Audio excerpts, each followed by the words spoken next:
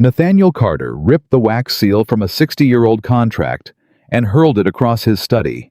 That page bound him by law and blood to marry Clara Whitmore, the woman whose family had shattered his engagement 6 years before. He swore he'd sooner lose Carter Manor than bow to a Whitmore. Then the door opened and Clara walked in without asking, looked him dead in the eye, and asked one question that stripped away every wall he'd built in 6 years.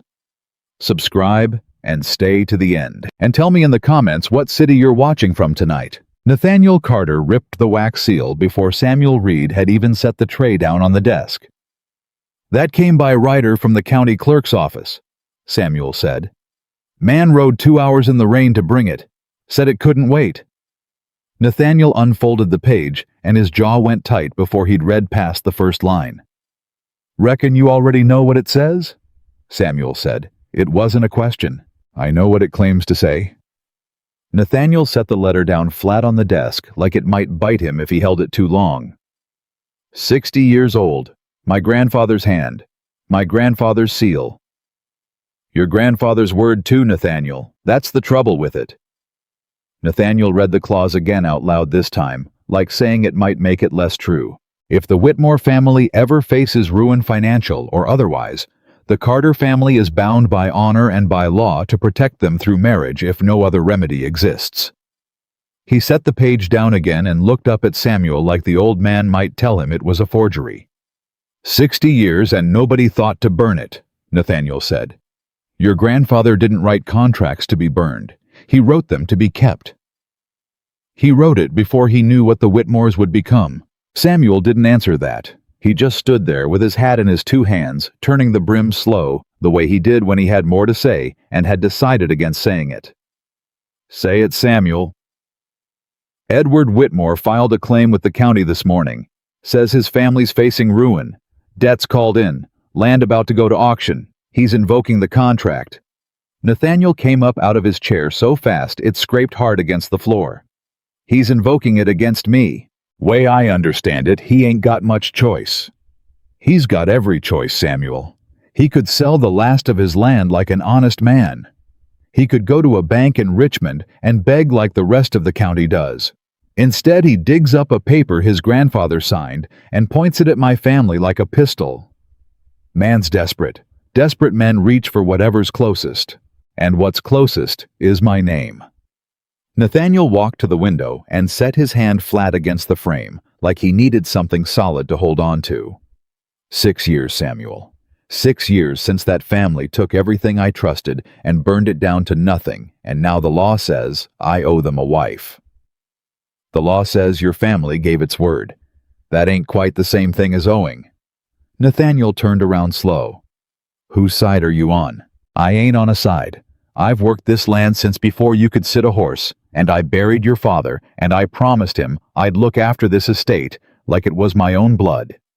That means I tell you true things, even the ones you don't want in your ear." Nathaniel exhaled through his nose, long and hard, like a man trying to put out a fire in his own chest. "Get my horse saddled," he said. "I'm riding to the Whitmore place. Rain's coming down heavy. Let it." Samuel didn't argue.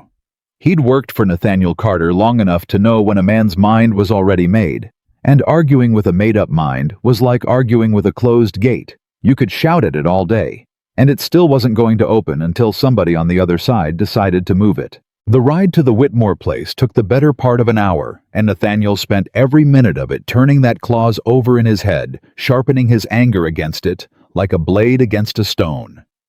By the time he swung down off his horse and tied it to the post, he wasn't thinking anymore. He was just moving. Edward Whitmore met him on the porch before he'd even knocked, which told Nathaniel the man had been watching the road waiting. "Carter."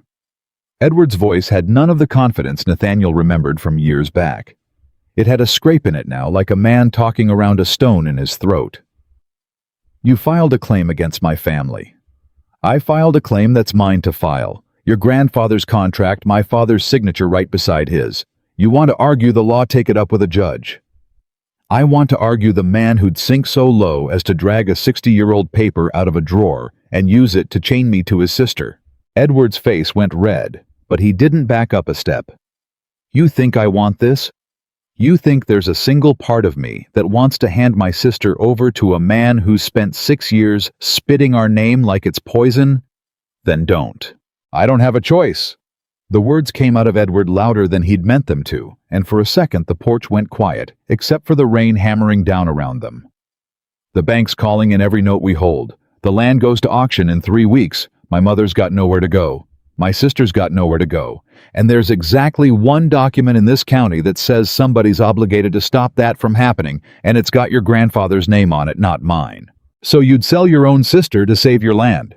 Edward stepped down off the porch, then close enough that Nathaniel could see the exhaustion carved into the man's face, the kind that didn't come from one bad night, but from months of them stacked up on top of each other. I'd do a lot worse than this to keep my mother from starving. Edward said quiet now. You don't know what that's like, Carter. You've never had to. Don't tell me what I know. Then don't stand on my porch and tell me what I'd sell and what I wouldn't. You want to be angry at somebody, be angry at your grandfather for writing a contract nobody thought would ever get used. Be angry at the bank. Be angry at whatever fever took my father's judgment and made him gamble half our land on a shipping venture that sank in a storm off Norfolk. But don't stand there and act like I've got some other door I could have walked through instead of this one. Nathaniel opened his mouth to answer, and that was when the door behind Edward opened, and Clara Whitmore stepped out onto the porch. He hadn't seen her in 6 years. Not since the engagement fell apart, not since her family's name became the one word in the county he refused to say out loud. He remembered her as a girl of 20, quiet at the edges of rooms, always watching more than she spoke. The woman standing on that porch now didn't have a single trace of that quiet in her. Edward, she said, go inside. Clara, inside. She didn't raise her voice. She didn't need to. Something in the way she said it made her brother's shoulders drop, and he went glancing back once before the door shut behind him. Clara turned to face Nathaniel, and for a moment neither of them said anything at all. The rain kept coming down between them. You came all this way to shout at my brother, she said. You could have shouted from your own porch and saved the horse the trouble. I came because your family is trying to force my hand with a contract that should have been burned 2 generations ago.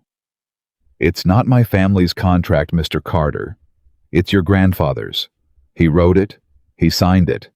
If you've got a quarrel with the man who made this promise, I'm afraid you're about 60 years too late to have it with him directly. Nathaniel felt his jaw tighten again. You've got your brother's mouth. I've got my own mouth, thank you kindly, and it says what I mean. She stepped down off the porch, closing the distance between them until she was near enough that he had to look down slightly to meet her eyes. You think I want this any more than you do. You think I've spent 6 years dreaming of marrying the man who told half of Richmond my family wasn't fit to sit at his table. I never said that. You didn't have to say it. You said it with every dinner you declined and every greeting you refused to return. I know exactly what you think of my name, Mr. Carter. I've been living inside the weight of it for 6 years. Something in her voice cracked just slightly on that last sentence, and Nathaniel saw it the first thing he'd seen in her that wasn't armor. Your brother destroyed my engagement, he said quieter now. He spread word through the county that I'd broken faith with Miss Harlow when it was the other way entire. He let this town believe I was a man who couldn't be trusted to keep his word, and he did it to protect his own reputation at the cost of mine. I know. The 2 words stopped him cold. You know, he repeated. I found out a year after it happened. My brother told me himself, drunk and half out of his mind with guilt, though guilt never once made him do the right thing and correct it. I've carried that knowledge for 5 years, Mr. Carter, and I've carried the shame of it every single day, because I know what my family let you suffer, and I never had one chance to say so. Nathaniel stood there in the rain, and something old and sharp in his chest, something he'd kept locked down tight for 6 years, came loose just slightly. Why didn't you say something? Write me a letter. Send word. And say what? My brother ruined your name, and I'm terribly sorry. Please forgive us and come to supper. You wouldn't have opened a letter with a Whitmore seal on it. You know you wouldn't have. He didn't answer that because she wasn't wrong, and they both knew it. "So now the contract comes," Clara said. "And you get to stand on my porch and be furious at me for a debt my grandfather promised and my brother's mistakes made real. Go on then, be furious. I reckon I'd be furious too in your boots." "You don't sound furious." "I'm too tired to be furious, Mr. Carter. I've been tired for a long while now." She looked past him out toward the road, and for a moment her composure slipped enough that he could see straight through to the exhaustion underneath it, not so different from her brother's, but carried with a stillness he hadn't expected. "My mother hasn't slept a full night in 2 months. My brother's aged 10 years in one. And I am standing in front of the one man in this county who has every right to slam his door in our faces and let the auctioneer take what's left. And maybe I should." "Maybe you should," she agreed, and that surprised him more than anything else she'd said. "But you rode 2 hours in the rain instead of sending a letter refusing the claim outright, which tells me some part of you wanted to look my family in the eye before you decided. So look, Mr. Carter. Look at what's left of us." He looked at her instead, and he couldn't say why. "If this contract is enforced," he said slowly, "it doesn't just cost me a wife I never asked for. It obligates me to your family's debts. Your brother's failures become mine to carry. I'm aware. And if I refuse the contract entirely, your family loses the land your mother has nowhere to go, and every soul in this county gets to watch it happen and whisper about how the Whitmores finally got what was coming to them. I'm aware of that too. So what exactly do you want from me?" Clara was quiet a moment, and when she answered, her voice had none of the fire it carried a minute before. It was steadier than that, harder to argue with. "I don't want your pity, and I don't want you standing there resenting me for the length of whatever arrangement the law forces on us. If this contract stands, if I come to Carter Manor as your wife in name, I want one thing from you, and it isn't tenderness, and it isn't forgiveness." "Then what?" She stepped closer, close enough that he could see she wasn't going to look away first. "I want you to judge me as the woman standing in front of you, not as the name my brother dragged through the mud. I've spent 6 years paying for a debt I never created. If I'm going to spend the rest of my life paying it under your roof, I'd like at least one person in this county to see me instead of my family's ruin." Nathaniel didn't answer right away. The rain kept falling, and somewhere behind him his horse shifted its weight and let out a low breath, and none of it broke the silence that had settled over the two of them. "That's a hard thing to promise a stranger," he finally said. "I'm not asking you to promise it today. I'm asking if you're capable of it at all." He thought about 6 years of grief he'd nailed shut inside himself. 6 years of refusing every dinner invitation that might put him in a room with a Whitmore. 6 years of telling himself the anger kept him safe. He thought about how tired his own anger had made him, though he'd never once called it tired until this moment standing in the rain with a woman who wasn't asking him to forgive anything, only to see. "I don't know," he said honestly. "I've hated your name longer than I've done most anything else in my life." "Then we're at least being honest with each other. That's further than I expected to get today." A door creaked somewhere behind her, and Edward's voice called out tight with worry. "Clara." "I'm fine, Edward." She didn't turn around. She kept her eyes on Nathaniel. "Well, Mr. Carter, the county clerk will want an answer by week's end. Auction's set for 3 weeks from now if nothing's settled. What's it going to be?" Nathaniel looked at her a long moment, rain running off the brim of his hat, and felt the old wall inside him, the one he'd spent 6 years building, brick by brick shift for the first time since the day it went up. "I need to speak with my attorney," he said. "And I need to think." "That's fair." She stepped back, putting the distance between them again, like she'd only ever meant to close it long enough to say what needed saying. "You know where to find us, Mr. Carter. We aren't hard to find. We haven't got the means to be anywhere else." He turned to leave, then stopped his hand on the horse's bridle and looked back at her once more. "Miss Whitmore." "Yes, your brother said you'd have nowhere to go if this contract fails. That's the truth of it. And you're standing here negotiating terms with the man who could refuse it outright and let that happen. I'd rather negotiate terms than beg Mr. Carter. I've done enough of the second in my life. I find I'm not built for it. Something in that answer settled into him differently than anything else she'd said, and he carried it the whole ride home through rain that hadn't let up once past fields that belonged to him, and would belong to whatever came next, whatever he chose to make of that contract sitting folded on his desk. Samuel was waiting on the porch when he rode in, and he didn't ask a single question. Just took the horse's reins and watched Nathaniel walk inside, soaked through and quiet in a way Samuel hadn't seen in years. "Well?" Samuel finally asked, following him in. Nathaniel picked the contract up off the desk again, read the clause one more time, and this time it didn't sound like a trap. It sounded like a question nobody had bothered to ask him in 6 long years, whether the wall he'd built around himself was protecting him or just keeping him alone. "Send word to my attorney in the morning," he said. "Tell him I want to know exactly what this contract requires and exactly what happens if I don't honor it. And if he tells you it's binding whole and entire." Nathaniel looked out the window toward the road that led eventually to the Whitmore place and to the woman who'd stood in the rain and asked him for the one thing he wasn't sure he had left to give. "Then I reckon I'll have an answer for the county clerk," he said. "Just not the one I wrote out there planning to give." Samuel found Nathaniel still in the study 3 days later, still turning the same page over in his hands, and this time there was a second letter beside it, the seal already broken. "Attorney wrote out himself," Samuel said. "Didn't trust a writer with the answer." "I gathered that." Nathaniel didn't look up. "He says it's binding, whole and entire. Says my grandfather wrote it clean enough that no court in Virginia would find a crack in it. And if you refuse it anyway, then the Whitmores lose everything in 3 weeks' time, and every soul from here to Richmond spends the next decade telling the story of how Nathaniel Carter let a family go under rather than keep his own grandfather's word." He set the letter down. "That's not a story I care to have told about me." "So you're doing it for your name." "I'm doing it because a contract is a contract, and my grandfather's name is still mine to protect, whether I like the terms or not." He finally looked up. "Don't mistake that for softness, Samuel." "Wouldn't dream of it."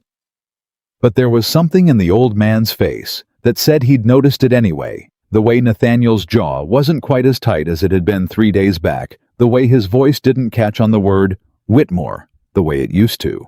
Nathaniel wrote out that same afternoon, and this time he didn't come with fury sitting in his chest like a loaded gun.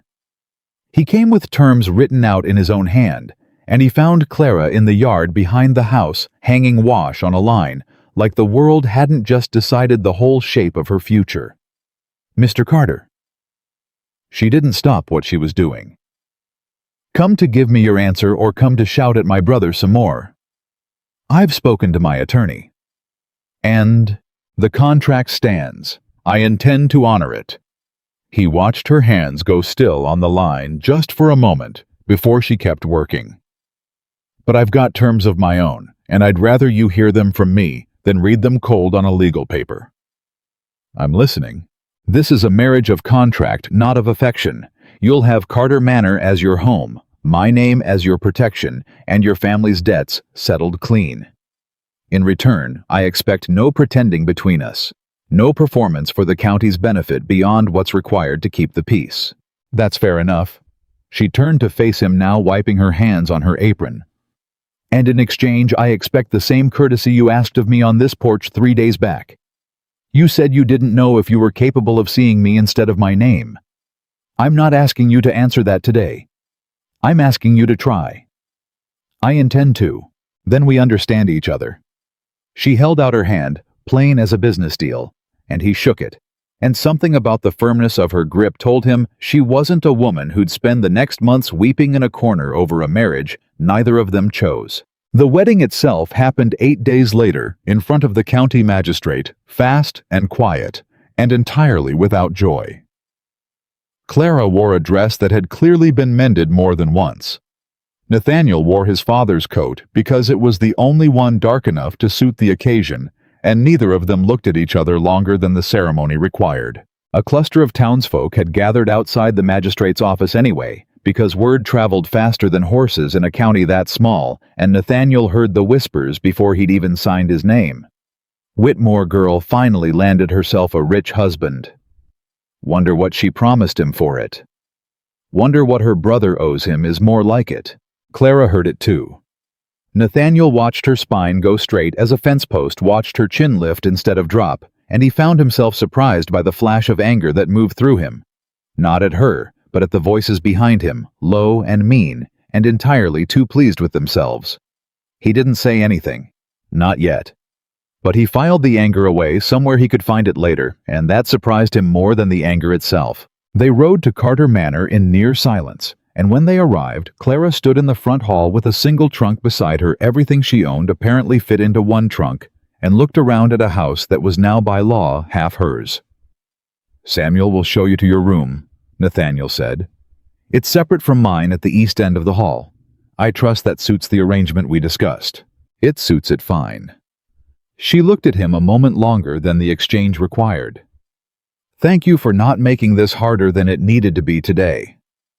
"Don't thank me yet, Mrs. Carter.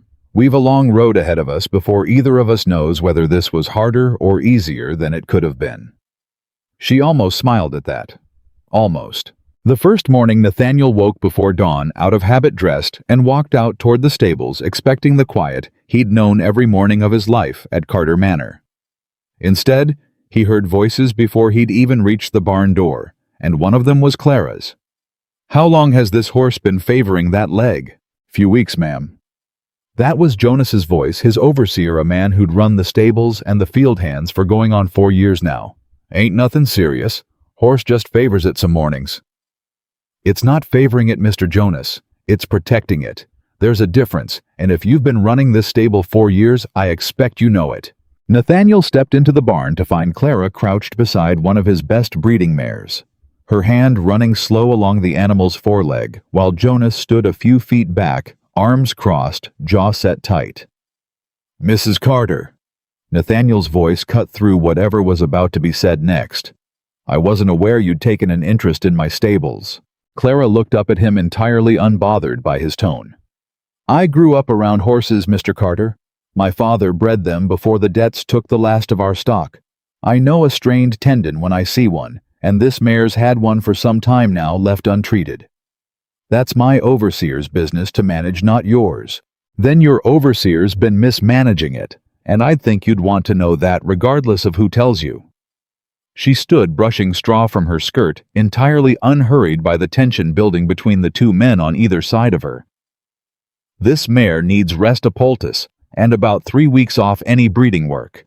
If you push her before, then you risk the leg permanently, and a permanently lame breeding mare is worth considerably less than the one standing in front of you now." Jonas's face had gone a shade darker. "With respect, ma'am, I've run these stables a long while without a woman telling me my business." "With respect, Mr. Jonas, your business seems to have missed a lame horse standing in plain sight, so perhaps a second set of eyes wouldn't hurt."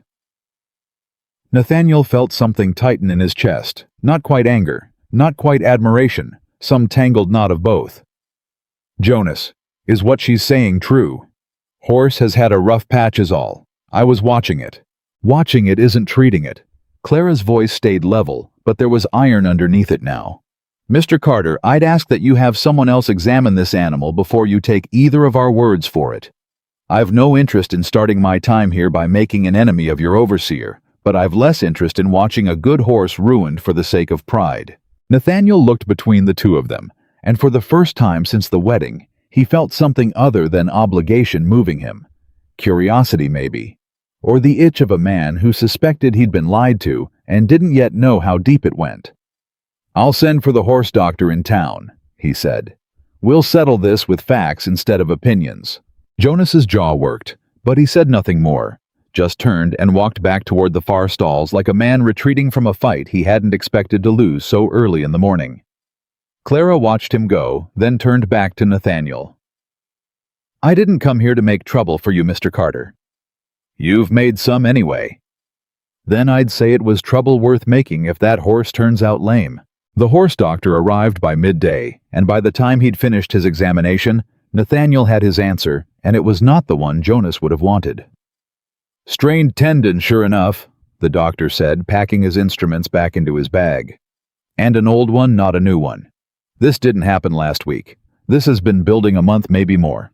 Whoever's been working this animal should have caught it long before now." Nathaniel thanked the man, paid him, and stood in the stable yard afterward, with a feeling he didn't much care for the feeling of a man who'd trusted something for 4 years without ever once checking whether that trust was earned.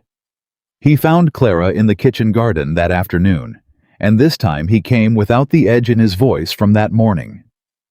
"You were right about the horse. I know." She didn't look up from the row of herbs she was inspecting. "I don't say things I haven't already confirmed for myself, Mr. Carter. I learned a long while back that a woman's word gets questioned enough without her handing folks reasons to doubt it further. How long have you been watching my stables? One morning, that's all it took." She straightened up, wiping dirt from her hands. "I didn't sleep well last night. Strange bed, strange house. I went walking before sunrise to clear my head, and I found a horse in pain, and an overseer who didn't seem particularly bothered by it. That's not the kind of thing I can walk past, Mr. Carter, whether it's my business or not. It is your business now, whether either of us planned it that way." She studied him a moment like she was deciding whether that was an invitation or a warning. "Then I'll tell you plainly that horse isn't the only thing on this estate that's been mismanaged. I looked over your ledgers this morning while you were out. Samuel left them open on the desk, and I didn't think it improper to glance at figures that concern the household I now live in." Nathaniel felt his spine go straight. "And what did you find in my ledgers, Mrs. Carter?" "Feed costs that don't match the amount of grain in your storehouse. Wages paid to 2 field hands, who, as far as I can tell from the workers I spoke with this morning, don't exist." The words landed heavy, and for a moment, Nathaniel just stood there, turning them over, feeling the shape of something he hadn't wanted to see. "That's a serious accusation." "It's a serious set of numbers, Mr. Carter. The accusation is yours to make, not mine. I'm only telling you what I found." "Show me." They walked to the study together, and Clara laid the ledger open on the desk, tracing her finger down a column of figures with the same steady confidence she'd shown crouched beside that lame mare that morning. "Here. Grain purchased 40 bushels month of May. Here's your storehouse inventory from the same month taken by your own hand, judging by the writing. 31 bushels received. That's 9 bushels paid for, and never delivered or delivered and never recorded honest. Jonas keeps the purchase records." "I know." Nathaniel felt the pieces sliding into place, ugly and slow, like a wound he hadn't known he was carrying until someone pressed on it. "And the wages. 2 names here, a Thomas Riggs and a Walter Combs. I asked Samuel about them this morning, casual as I could manage. He'd never heard either name in his life, and he's been on this estate longer than I've been alive." "You spoke to Samuel about this before you spoke to me." "I spoke to Samuel because I didn't yet know if I could trust what I was seeing, and I needed a second opinion from a man who's worked this land honestly for 30 years, before I brought a serious charge to the man who owns it." She met his eyes steady. "I wasn't going behind your back, Mr. Carter. I was making certain I wasn't wrong before I put a man's reputation and yours on the line." Nathaniel sat down heavy in his chair, staring at the numbers like they might rearrange themselves into something less damning. 4 years. I've trusted that man with this estate for 4 years. Trust isn't foolishness, Mr. Carter. You had no reason to suspect him until today. I had a lame horse in my stable that I never once noticed. Because you're a man who runs a tobacco operation the size of a small county and trusts the people beneath him to do their job so you can do yours. That's not weakness. That's how any estate this size survives." She closed the ledger gently. "But it does mean somebody's been taking advantage of that trust, and I'd wager it's not just grain and phantom wages. Men who steal small don't usually stop there." Nathaniel looked up at her. "You sound like you've seen this before. My father's steward robbed him blind for the better part of 2 years before anyone caught it. By the time we did, it was too late to save what he'd taken. I know the shape of this kind of theft, Mr. Carter, because I watched it happen once already, and I watched what it cost my family when nobody looked closely enough soon enough." Something about the way she said it flat, controlled, but with an old grief sitting underneath, made Nathaniel understand for the first time that the woman standing in his study had lost more than her family's reputation. She'd lost the safety of believing the people around her were honest, and she'd learned that lesson the hard way, same as he was learning it now. "I want him brought in," Nathaniel said. "Today, before he has a chance to hear we've been through the books. Then I'd send Samuel to fetch him, not go yourself. You're liable to say something in anger you can't take back, and a man like Jonas will use that anger against you if you let him." Nathaniel almost laughed, though there was no humor left in him for it. "You've known me 2 days, Mrs. Carter, and already you're managing my temper.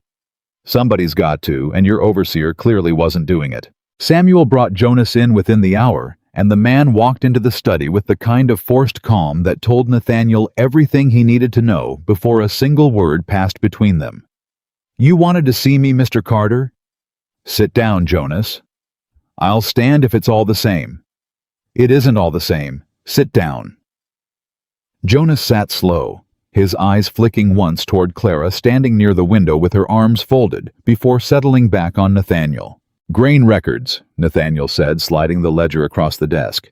40 bushels purchased in May, 31 received into storage. Explain that difference to me."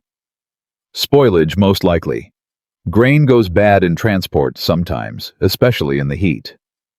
9 bushels of spoilage, and not a word of it recorded anywhere in this ledger." Jonas's jaw tightened. Must have slipped my mind to note it. And Thomas Riggs, Walter Combs. 2 names drawing wages on this estate that not a single soul, including Samuel, who's worked here 30 years, has ever laid eyes on. Slip your mind too? The silence that followed stretched long enough that Nathaniel could hear his own pulse in his ears. "I don't know what you're accusing me of, Mr. Carter. I think you know exactly what I'm accusing you of, and I think you're deciding right now whether to lie your way through it or come clean before I call the county sheriff out here to look through these books instead of me." Jonas's composure cracked then, all at once, the way ice does right before it gives entirely.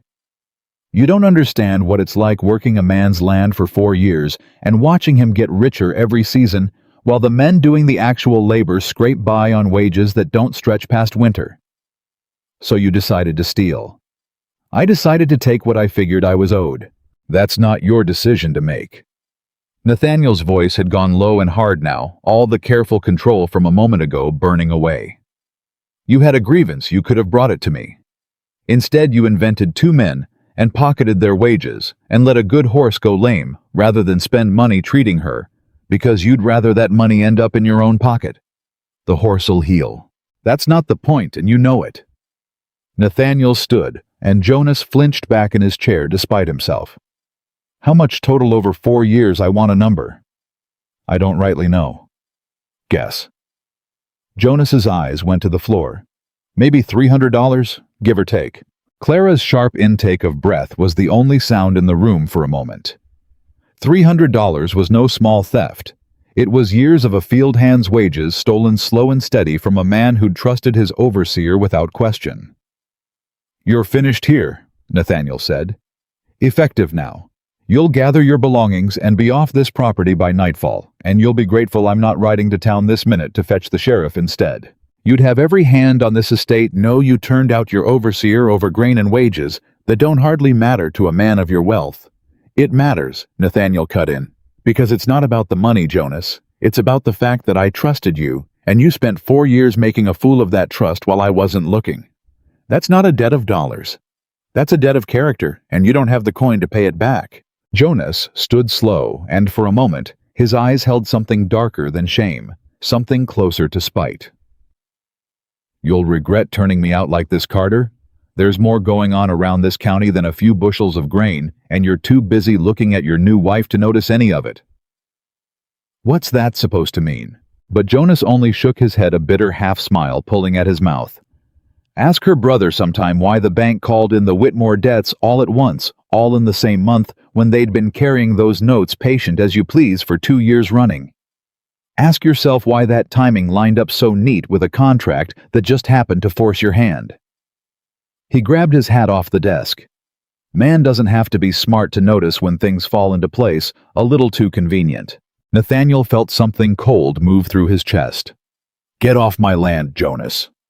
"Going!" He tipped his hat toward Clara with a mockery of courtesy that made her spine go rigid. "Ma'am?" The door shut behind him, and the study went quiet, save for the sound of Nathaniel's own breathing still ragged from the confrontation. "You don't think there's any truth in what he said?" Clara asked carefully. "Do you? I don't know what to think." Nathaniel sat back down heavy, staring at the ledger, like it might hold an answer it hadn't given up yet. A thief spitting poison on his way out the door isn't exactly a reliable witness. No. But sometimes the ones with nothing left to lose are the only ones willing to say the ugly truth out loud. She sat across from him, her earlier composure returning slow, like armor settling back into place. "My brother never told me the particulars of how the bank called in our debts. Only that it happened fast and all at once, and left him no time to arrange anything gentler than a public auction." "You think someone arranged it, on purpose?" "I don't know. I'd like to think my family's ruin was simple bad luck and worse decisions. But I've learned this year that the things I'd like to believe, and the things that turn out true, don't always sit in the same place." She looked up at him. "Would you be willing to find out? Not for my sake. For your own peace of mind. If nothing else, a man deserves to know if he's being maneuvered." Nathaniel didn't answer right away. He thought of the contract sitting in his desk drawer, 60 years old, appearing at the exact moment a Whitmore needed rescuing. He thought of the timing Jonas had thrown at him, like a blade on his way out the door. He thought of how convenient it all seemed, laid end to end. "I'll write to the bank," he said finally. "Ask a few careful questions. Won't hurt to know." "No," Clara agreed quietly. "It won't hurt to know, though I confess I'm not certain I'm ready for whatever the answer turns out to be." The days that followed settled into something neither of them had expected. Not quite peace, but not the cold formality either had braced for on their wedding day. Clara took over management of the household ledgers entirely, and within a week she'd found 2 more discrepancies Jonas had left behind, smaller than the grain and the phantom wages, but troubling all the same. Nathaniel found himself more mornings than not walking out to the stables, not to check on the horses, but because he knew she'd likely be there already, and there was something he'd started looking forward to in the quiet half-hour before the rest of the house woke. "That mare's healing well," Clara said one such morning, running her hand along the horse's leg while Nathaniel leaned against the stall door watching. "Another week, maybe 2, and she'll be back to full strength. You were right about her from the first look. I've had a great deal of practice looking at horses, and very little practice looking at anything else these past years." She glanced up at him, something wry in her expression. "It's a narrow kind of expertise, but it's mine. It's more than expertise. Jonas ran this stable 4 years and never once caught what you saw in a single morning." "Jonas wasn't looking, Mr. Carter. There's a difference between seeing and looking. I expect you know that better than most, given how long you managed to look at my family's name without ever once seeing the people underneath it." The words landed soft, but they landed true, and Nathaniel didn't have a ready answer for them. "I'm trying," he said finally. "I don't know that I've got much practice at it either. Trying's more than I expected, if I'm honest. I came into this marriage prepared for a man who'd barely speak to me across a dinner table for the rest of both our lives. I didn't expect a man who'd stand in a stable at dawn discussing horse tendons like it was the most natural thing in the world." "Would you rather I went back to barely speaking?" "No." She said it quicker than she seemed to mean to, and something flickered across her face like she'd surprised herself with the honesty of it. "No, I find I don't mind this arrangement nearly as much as I expected to." They rode into town together 3 days later, Clara's first appearance since the wedding, and Nathaniel could feel the weight of it before they'd even reached the square. Eyes turned. Conversations dropped to whispers the moment their wagon rolled past. "Steady," Nathaniel murmured, though he wasn't entirely sure if he was speaking to her or to himself. "I've weathered worse than whispers, Mr. Carter. I'll manage." But the whispers didn't stay whispers for long. Outside the dry goods store, a cluster of women drew back as Clara approached, and one of them, a heavy-set woman named Mrs. Pruitt, whom Nathaniel recognized as the wife of a local merchant, spoke just loud enough to be heard. "Well, look who's managed to land herself a fortune after all. Suppose that's one way to save a family from ruin, sell off the sister." The words hit the air like a slap, and Clara's step faltered just barely before she caught herself and kept walking. Her chin lifted the same way it had been outside the magistrate's office on her wedding day. Nathaniel felt something ignite in his chest that he didn't fully recognize until it was already moving him forward, past Clara standing between her and the cluster of women, before he'd fully decided to do it. "Mrs. Pruitt." His voice carried flat and cold enough that conversation up and down the street began to quiet. "I don't believe you've been introduced properly to my wife." Mrs. Pruitt's face colored. "Mr. Carter, I only meant—" "I know exactly what you meant, and I'll thank you to keep your meaning to yourself the next time my wife walks past your storefront, or I'll take my family's business to the merchant in the next county over, and I expect I won't be alone in that decision once word gets around why."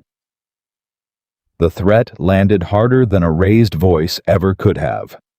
Mrs. Pruitt's mouth opened then shut again, and she offered a stiff, wordless nod before hurrying her companions along down the street. Clara stared at him, something unreadable moving across her face. "You didn't have to do that." "I know I didn't have to." "Then why did you—" Nathaniel considered the question a moment, surprised to find he didn't have a rehearsed answer ready. "Because it was true what she said, isn't it, that this county's spent 6 years watching your family suffer and calling it justice, when half of what they think they know isn't the truth at all? I let that happen once, Mrs. Carter. Let my own bitterness feed right into it. I find I've got no appetite left for watching it happen again in front of me." Something in Clara's expression softened in a way Nathaniel hadn't seen from her yet. Not gratitude exactly, but something close enough to it that it caught in his chest and stayed there the rest of the walk back to the wagon. That evening, Nathaniel found himself in his father's old study long after the house had gone quiet, pulling a set of leather-bound journals down from a shelf he hadn't touched in years. He wasn't entirely sure what drew him to them that night. Maybe the conversation in town. Maybe the softness in Clara's face that afternoon. Maybe some restlessness he couldn't quite name. He was still sitting there, a journal open on his lap, when he heard footsteps in the hall and looked up to find Clara in the doorway. "I didn't mean to intrude," she said. "I saw the light." "You're not intruding." He gestured to the journal. "My father's. I haven't opened these since he passed.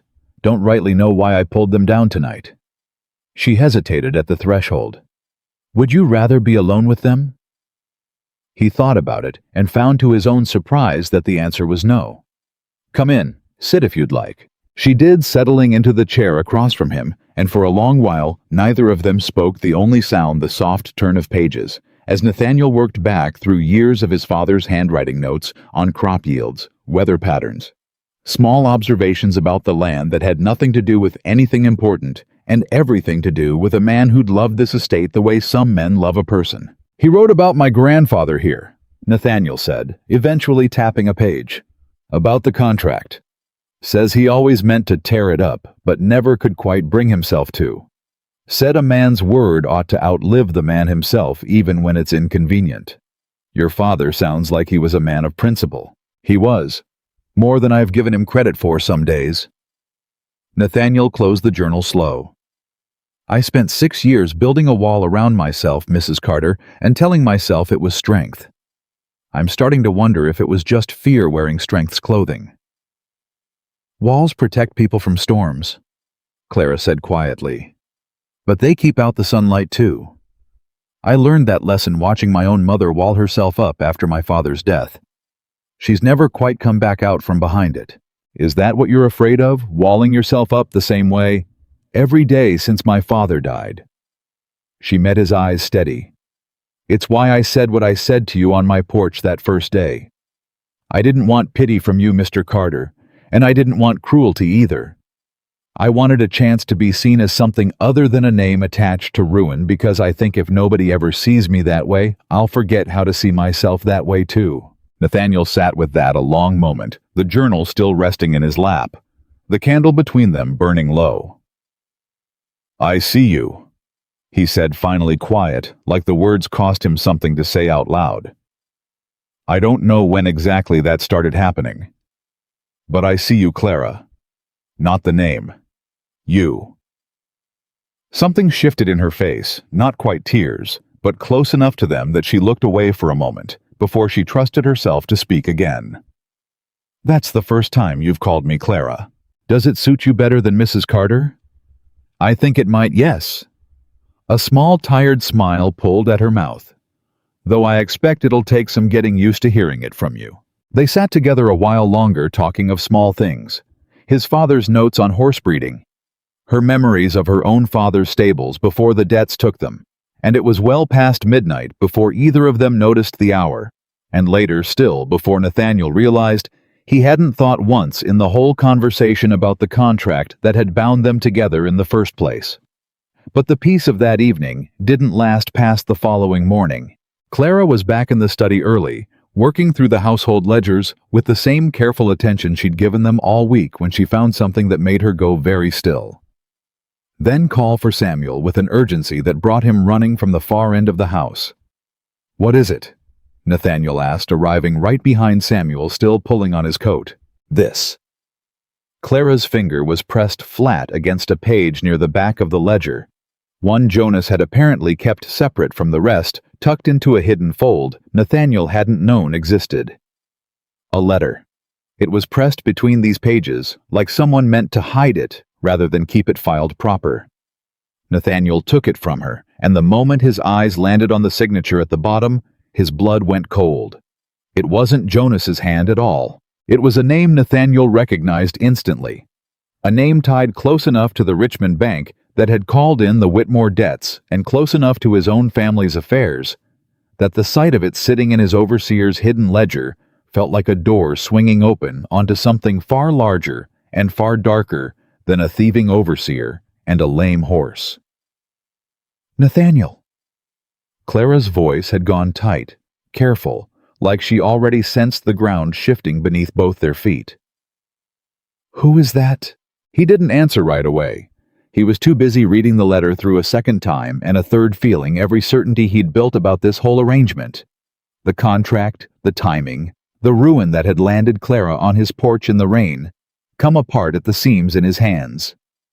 Nathaniel looked up from the letter, and his hand had gone tight enough around the paper that Samuel reached over and gently pried it loose before he tore it. "Ambrose Kane," Nathaniel said, and the name came out of him like something bitter he'd been holding on his tongue. "This is Ambrose Kane's hand." "The horse breeder." Clara's brow furrowed. "The one with the estate west of the river. The one who spent 15 years trying to buy every parcel of land bordering his own one way or another, and never once cared much for the manner of the buying."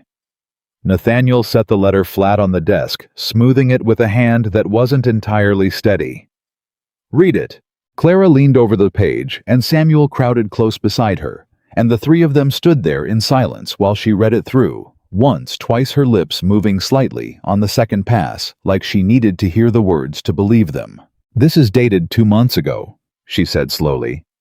"It's addressed to your overseer directly. It says—" She stopped, swallowed, started again. "It says Jonas was to keep him informed of any correspondence between Carter Manor and the county bank regarding the Whitmore accounts. And it says payment for services rendered would continue so long as the information kept coming. Kane's been paying Jonas to spy on my correspondence." Nathaniel's voice had gone flat and cold in a way Samuel hadn't heard from him since his father's funeral. "For 2 months, maybe longer."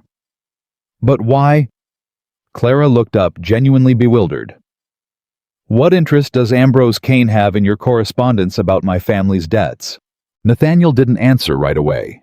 He was staring at the signature like it might rearrange itself into something less damning, the same way he'd stared at the ledger a week before. "Samuel," he said finally, "fetch my father's old land surveys, the ones from the west boundary near the river." Samuel didn't ask why. He was already moving. While they waited, Clara watched Nathaniel pace the length of the study, his boots striking the floor in a rhythm that matched something restless working loose inside him. "You know something," she said. "Tell me." "I know Ambrose Kane has wanted the land your father's stables used to sit on for going on 10 years now. It borders his property on the south side, and it's got the best water access in the county outside of my own land. Your father refused to sell it to him twice before the debts ever started piling up. Clara's face went pale. You think Cain had something to do with my family's ruin? I think it's a strange coincidence that a man who's wanted your family's land for a decade happens to be paying my overseer for information right around the time your family's banknotes get called in, all at once, with no warning, after 2 years of patient carrying. Nathaniel stopped pacing. And I think it's a stranger coincidence still that this contract 60 years old, buried in a drawer nobody thought to open, surfaced at exactly the moment it would either force me into your family's debts or force your family into an auction where a man like Cain could buy up everything he'd been coveting for a decade at half its worth. Samuel returned with the surveys, and Nathaniel spread them across the desk, his finger tracing the boundary line between the old Whitmore stables and Cain's western acreage. If your family loses the land at auction, Nathaniel said, who do you imagine is standing there with cash in hand, ready to buy? Clara's hand came up to her mouth. Cain. Cain! Nathaniel rolled the survey back up sharp and hard, like he was trying to contain something in the motion. And if I refuse the contract, the same result.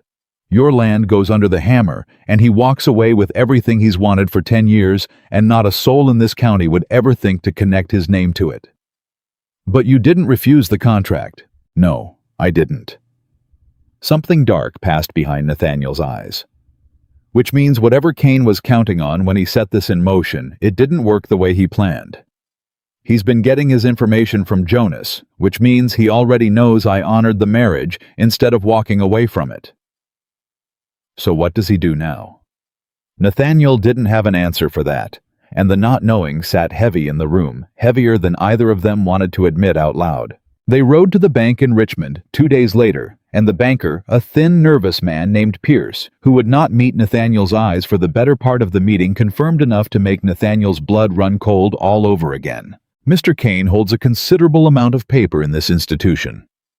Pierce admitted, his fingers worrying at the edge of his ledger. Enough that when he expressed concern about the Whitmore accounts, the board felt it prudent to reconsider the terms. He asked you to call in the debts. He suggested it might be wise given the family's circumstances. I want to be clear. Mr. Carter, nothing improper was done. The debts were legitimately owed, but they'd been carried patient for 2 years, and then called all at once the same month. A 60-year-old contract happened to surface that would force my hand one way or another. Nathaniel leaned across the desk, and Pierce actually flinched back in his chair. Who told Cain about the contract, Mr. Pierce? Because that document was sitting in a county clerk's drawer, forgotten until somebody went looking for it specifically. Pierce's silence was answer enough. I'll need copies of every piece of correspondence between this bank and Ambrose Cain regarding the Whitmore accounts, Nathaniel said. Today. And you'll want to consider, Mr. Pierce, whether you'd rather hand them to me quiet or explain to a county judge why a private citizen was permitted to dictate the terms of another family's debt. The papers were in Nathaniel's hands within the hour. The ride back to Carter Manor was quiet, both of them turning the pieces over, and it was Clara who finally broke the silence. Her voice smaller than Nathaniel had heard it since that first day in the rain. There's something else, she said. Something I haven't told you. Nathaniel glanced over at her. What is it? The night my brother told me the truth about your engagement, about what he'd done spreading those rumors about you and Miss Harlow, he was drunk like I said. But he said something else that night too. Something I didn't understand at the time and haven't thought about since until just now. Tell me. Clara's hands twisted in her lap. He said a man paid him. For the rumors. He said it like he was confessing to something worse than the lie itself, that somebody had put money in his hand and told him exactly what to say and where to say it, so it would spread the fastest. Nathaniel pulled the wagon to a stop so abruptly, the horses startled. Did he say a name? I don't know. I was 20 years old and half asleep, and he was barely making sense. I thought it was just the drink talking some excuse he'd invented to make his own cowardice easier to live with. Her voice cracked. I never once thought to ask him again sober whether it was true. We're asking him now. They found Edward at the old Whitmore house, smaller now since half the land had already been sold off to cover the interest on debts that never seemed to shrink no matter how much got paid against them. He came out onto the porch at the sound of the wagon, and whatever he saw in his sister's face and Nathaniel's stone-set jaw made him go still before either of them said a word. "Edward?" Clara's voice had none of the softness he was used to from her. "I need you to tell me something, and I need the truth, not whatever version of it lets you sleep easier tonight." "Clara, whatever this is." 6 years ago, the night you told me you'd spread lies about Nathaniel and Miss Harlow's engagement. You said someone paid you to do it. Was that true, or was it the whiskey talking?" Edward's face drained of color so fast, Nathaniel almost felt sorry for him. Almost. "I don't remember saying that." "You remember," Nathaniel said, stepping forward, the papers from the bank clutched in his fist. "You remember exactly what you said and exactly who paid you, because I've got a letter in my hand right now proving Ambrose Kane's been buying information about your family for months, and I'd wager real hard he's been buying more than information from you for a good deal longer than that." Edward's mouth opened, closed, opened again. "You don't understand what it was like. I was 24 in debt already from bad decisions of my own, and a man came to me offering more money than I'd seen in a year, and all he wanted—" He stopped himself, swallowed hard. "All he wanted was what?" Clara's voice had gone dangerously quiet. "All he wanted was for me to make sure Nathaniel Carter's engagement to Miss Harlow fell apart. Said it wasn't my business why. Said it was just words, easy money for a few words spread in the right rooms." Nathaniel felt something in his chest crack open, 6 years of buried fury, finding its voice all at once. "You destroyed my life for easy money. I didn't think—" "You didn't think." Nathaniel's voice rose sharp enough that Clara flinched beside him. "I lost the woman I intended to marry. I lost my standing in this county for years. I built walls around myself so thick I nearly forgot how to let anybody close, and all of it, every bit of it, was because you needed a few dollars and didn't care whose life you burned down to get them. Kane told me it was a family matter, some old grudge, that it wouldn't hurt anybody serious. It hurt me serious." Nathaniel's hands were shaking now. "And it hurt your own sister worse because she spent 6 years carrying shame for a betrayal she never had a single hand in while you walked around this county letting her carry it for you." Edward's eyes went to Clara, and whatever he saw in her face made him take a step back toward the door. "Clara, I'm sorry, I never meant—" "Don't." The word came out of her like a blade. "Don't you dare stand there and tell me what you meant, Edward, after 5 years of watching me apologize on your behalf to a man who'd done nothing wrong. I asked you more than once whether there was more to the story than a young man's jealousy and bad judgment, and you let me believe it was simpler than this. You let me marry into obligation and shame while you kept the worst of it locked up inside yourself. I was ashamed. I am ashamed. Shame doesn't undo 6 years." Clara's voice cracked finally, the composure she'd carried through every confrontation since the rain-soaked porch giving way all at once. "Do you understand what you took from him? From me. I stood on this porch and told Nathaniel Carter I wanted to be judged as myself and not as our family's name. And the whole time, our family's name was exactly the reason his trust was broken in the first place, because you sold his happiness to a stranger for a handful of dollars." Edward said nothing. There was nothing left to say that wouldn't sound like an excuse dressed up as an apology, and even he seemed to understand that now. "Kane," Nathaniel said, turning the conversation back like a man forcing himself to stay upright under a weight too heavy to carry alone. "Why does he want the Whitmore land badly enough to buy a man's silence and break an engagement to get it?" Edward's jaw tightened. "The water rights. Whitmore land's got the only clean spring access for 3 miles that doesn't run through Carter property. Kane's been trying to buy it since before my father died. My father refused him twice, and Kane doesn't take refusal kindly. So he ruined my engagement 6 years ago because it would have united Carter and Harlow land, which would have blocked whatever route he needed through to secure access some other way. I never asked him his reasons. I took the money and did what he wanted and told myself it wasn't my business why. And this year, the debts, the contract surfacing all at once. I don't know anything about that, I swear it." Edward's voice had gone desperate now, pleading. I never went back to him after that first time. I've regretted it every day since, and when the bank started calling in our notes, I thought it was simple bad luck, the same as everyone else. Bad luck. Nathaniel's laugh came out short and bitter. Your family's ruin wasn't bad luck, Edward. It was a plan 6 years in the making, and you were the first piece Kane moved into place. The ride back to Carter Manor happened in near total silence. Clara staring straight ahead, her hands folded tight in her lap, her knuckles white with the effort of holding herself together. I didn't know, she said finally when the manor came into view. I want you to believe that, Nathaniel. I didn't know it went that deep. I believe you. Do you? She turned to look at him, and there was real fear in her eyes now, fear that ran deeper than anything Kane's schemes had put there. Because I'd understand if you looked at me now and saw nothing but my family's name again. I'd understand if everything you said to me in that study about seeing me instead of the ruin around me, I'd understand if all of that felt like a lie now knowing what my brother did. Clara. He pulled the wagon to a stop, turned to face her fully.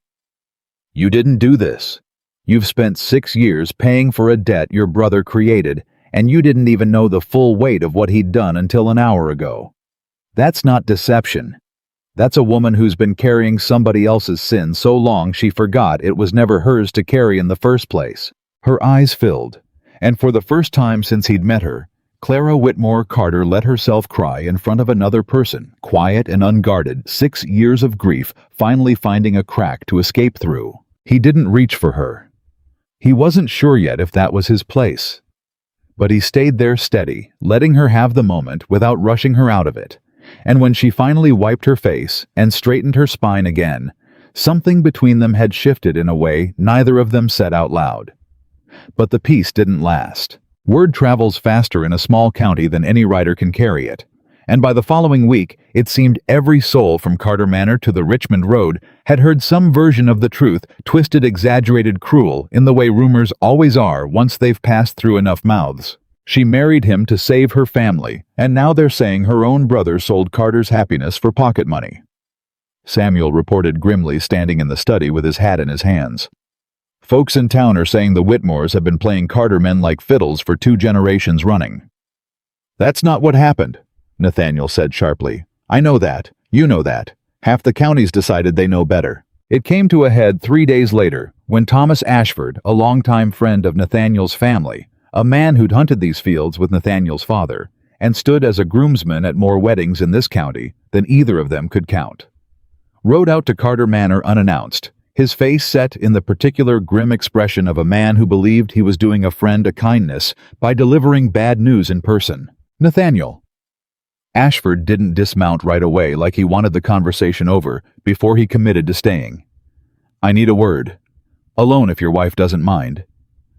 Clara, standing on the porch, straightened at that, but said nothing, only inclined her head and stepped back toward the door. Whatever you've got to say, Thomas, you can say it in front of Clara. Ashford's jaw worked. Fine, have it your way. He swung down off his horse finally, and there was something almost apologetic in the way he approached, like a man bracing himself for a fight he didn't want, but felt honor-bound to start anyway. The whole county's talking, Nathaniel. About the contract, about the debts, about what her brother did to break your engagement all those years back. I'm aware. Are you aware that people are saying you've been played twice now by the same family? First your engagement, now your marriage, and both times a Whitmore walks away richer while you're left holding the mess. That's not what happened. Doesn't matter what happened. Matters what folks believe, and right now what they believe is that you married into a family of schemers, and you're too soft-hearted to see it plain. Ashford's voice dropped gentler now, but no less pointed. I've known you since you were a boy, Nathaniel. I watched what that first betrayal did to you. I don't want to watch it happen twice. She's not her brother, Thomas. She's a Whitmore. Same blood, same name, same family that's brought nothing but trouble to this county for 6 years running. Ashford glanced toward the porch, toward Clara standing silent and rigid by the door. I'm not saying she's a bad woman. I'm saying you're a good man who spent his whole life protecting this land and this family name, and I'd hate to see you throw that away out of some sense of obligation to a contract your grandfather never should have signed. What exactly are you suggesting? I'm suggesting there are lawyers in Richmond who could look at annulment given the circumstances. The fraud involved in your original engagement, the manipulation behind this whole contract surfacing, a judge might see it as grounds enough. You could walk away from this clean, Nathaniel.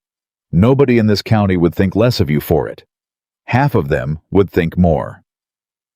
The silence that followed was thick enough to choke on. Get off my land, Thomas. Ashford blinked clearly, not expecting that answer. Nathaniel, you heard me. Get off my land and don't come back until you're ready to speak about my wife with the respect she's owed, instead of standing on my porch suggesting I discard her like she's some business arrangement gone sour. I'm trying to help you. You're trying to protect a version of me that doesn't exist anymore, and I'll thank you to let that version go, same as I have. Nathaniel's voice had gone hard as stone. Clara didn't ask for any of this. She didn't ask for the contract. She didn't ask for her brother's sins, and she sure as hell didn't ask for a county full of gossips deciding her worth based on rumors that get uglier every time they're repeated. I won't stand here and let you add to it. Ashford stood there a long moment, something like disbelief working across his face, before he finally shook his head and swung back up onto his horse. You're making a mistake. Maybe I am. It's mine to make.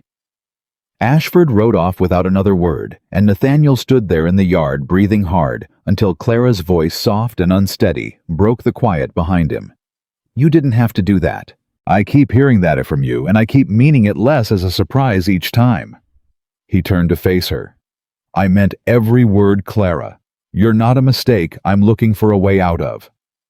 Her eyes glistened, but she blinked it back, straightening her shoulders the way he'd come to recognize as her particular brand of courage, not the absence of fear, but the refusal to let it show. There's something I need to do, she said. Something I should have done the moment I learned the truth from Edward. What's that?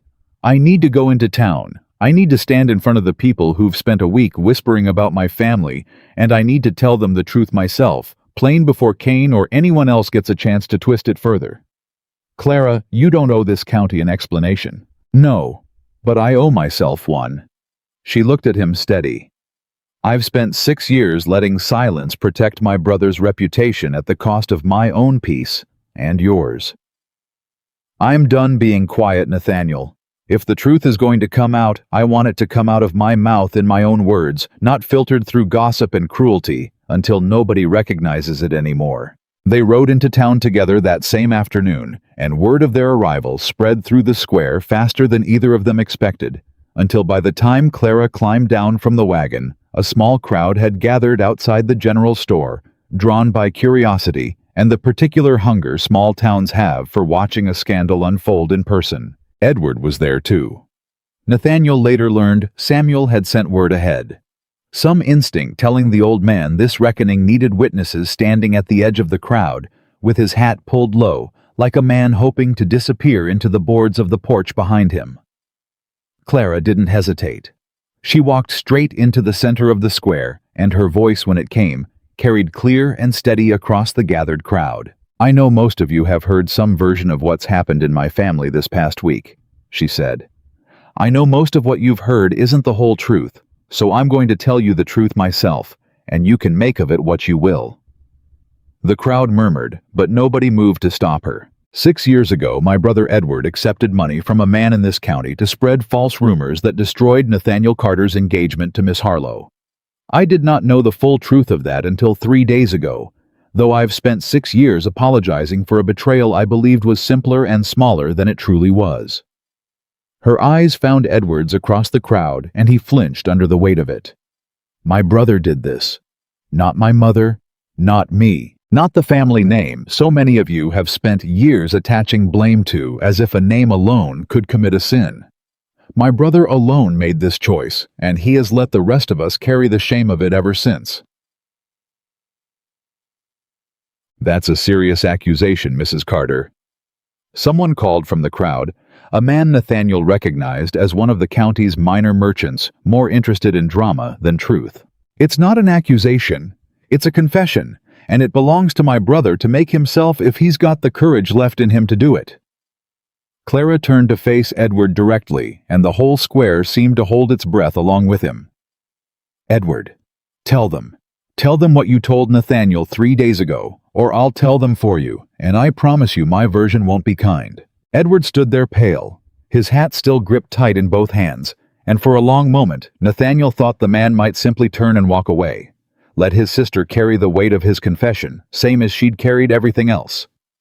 But something in Clara's face, some final, unbending refusal to protect him any longer, seemed to break through whatever pride or fear had kept Edward silent for 6 years. "It's true," he said, and his voice cracked on the words loud enough to carry across the square. "Ambrose Kane paid me to spread lies about Nathaniel Carter's engagement 6 years ago. I did it for money because I was in debt and desperate and too much a coward to say no. I let this town believe my family was simply unlucky, simply cursed, when the truth is, I sold another man's happiness for a handful of dollars and let my sister carry the shame of it every day since." The square had gone dead silent. "Kane," a woman's voice repeated from somewhere near the back. "Ambrose Kane. He's been wanting our land for a decade," Edward said, and now that the confession had started, it seemed to pour out of him faster than he could control it. "The water rights. He tried buying it from my father twice, got refused twice. And I believe, though I can't prove it, that he's had a hand in calling in our debts this year too, same as he had a hand in destroying Nathaniel's engagement back then. All to force this land into an auction he could win." The murmur that ran through the crowd this time was sharper, angrier, and Nathaniel watched as heads turned, searching the square, though Kane himself was nowhere in sight. "You mean to tell us?" Mrs. Pruitt's voice rose above the rest, the same woman who'd insulted Clara outside the dry goods store days before.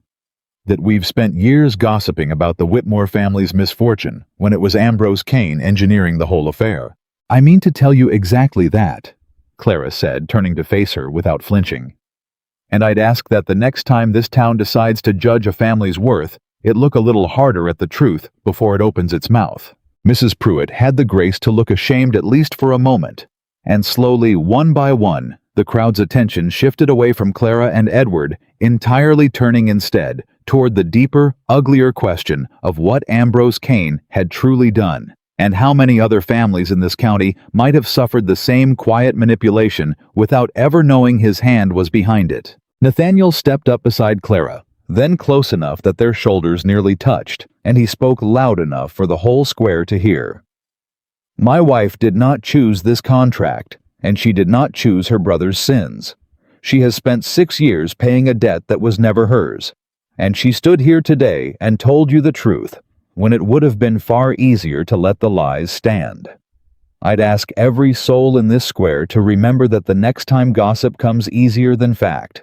The crowd began to disperse slowly after that murmuring amongst themselves, and Edward stood alone at the edge of the square watching his sister with an expression that looked almost like awe, mixed heavy with shame. "Clara," he said quietly once most of the crowd had moved on, "I don't expect you to forgive me." "I don't know if I can yet," she said honestly, "but I know I'm done carrying what isn't mine to carry, Edward. You did this. You'll live with the consequences of it, same as the rest of us have been living with them for 6 years without ever knowing why." She turned away from him then, and Nathaniel fell into step beside her as they walked back toward the wagon, the eyes of the town still on them, but different now, not the sharp judging stares of before, but something closer to reassessment, like a town slowly recalculating a story it thought it already understood. "That took considerable courage," Nathaniel said quietly, once they were alone on the road back to Carter Manor. "It took considerable exhaustion," Clara admitted. "I couldn't carry it silent anymore. Not after everything this past week has cost us both." "For what it's worth," Nathaniel said, "I don't think I've ever seen anyone stand in the middle of that square and tell the truth plain, knowing full well it might cost them everything the way you did today. It nearly did. If that crowd had turned against me instead of Kane, it didn't. No." She looked over at him, something steadier in her eyes now than he'd seen since the letter first surfaced. It didn't because you stood beside me instead of behind me, Nathaniel.